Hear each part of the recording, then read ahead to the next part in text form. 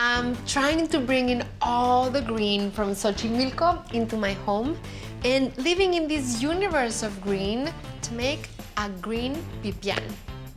I'm gonna get started by cooking and toasting some ingredients, and I'm gonna tell you all about what a pipián is. A pipián is basically a sauce that lives within the universe of the moles.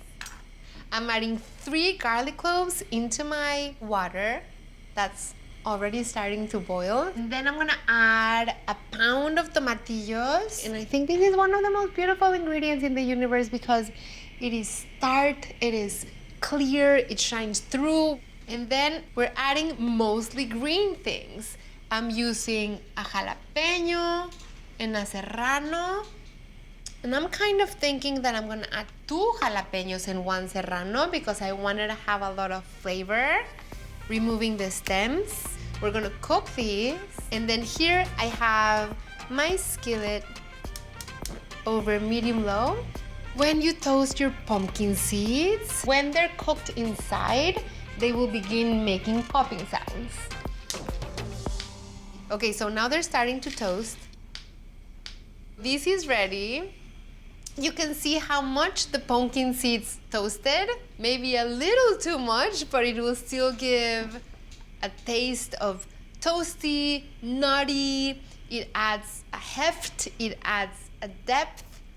I love Dr. Seuss. I'm gonna let that cool for a second before I grind it.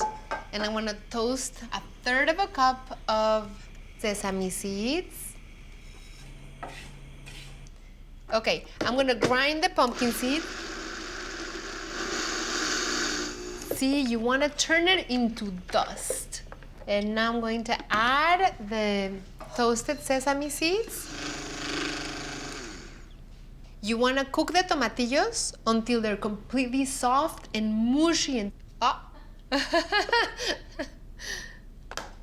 We're adding the chiles. If I were to play with caution or cook with caution, I would add 1 chile at a time, but I don't want to do that because I love it spicy and I love the challenge and I love the surprise. So I'm adding all of my chiles at the same time, but don't follow my lead. If you don't know how spicy you want it, I'm gonna add a cup of water of my cooking liquid. So I'm gonna add about a cup of cilantro, the leaves and the upper part of the stems, parsley. You can add fresh basil if you have it at home, or tarragon, or make your pipián verde your own. I'm adding like 10 leaves of epazote as well. We're gonna add radish leaves. And then 3 scallions. Cutting the bottoms, and adding the white light green parts. 2 teaspoons of salt. Okay, we're gonna puree these until completely smooth. Ta-da! And just look. It is so good! And it hasn't even finished cooking. It has that velvety, silky base. This is so exquisite. Now this is the added step of mole sauces, where you season them. So I'm adding a couple tablespoons of vegetable oil. I'm gonna wait for this oil to heat, and then I'm gonna turn on my water in the back again, where I cooked my tomatillos, and I'm gonna add a little bit of salt to it. You don't wanna add your sauce in your oil until the oil is really hot because you wanna shock the sauce. I'm gonna add a little bit of chicken broth. I have 3 cups here, but I'm gonna judge by eye. Now I'm gonna let this cook until it thickens a little more, seasons a little more, those puddles of fat rise to the surface for 30 minutes or so. And as this continues cooking, I'm gonna take turns cooking these vegetables. Chayote is a beautiful thing. 1/4-inch slices, and then little matchsticks. That was a pound of achayote. This is a pound of green beans, and this is a pound of zucchini.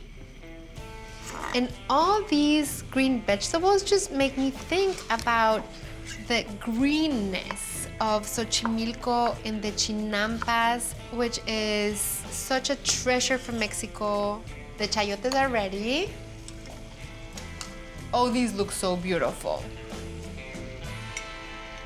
Look, it should still have a crunch. Moving on, green beans, the water's boiling, adding them in here. And again, it's gonna be like just a couple minutes.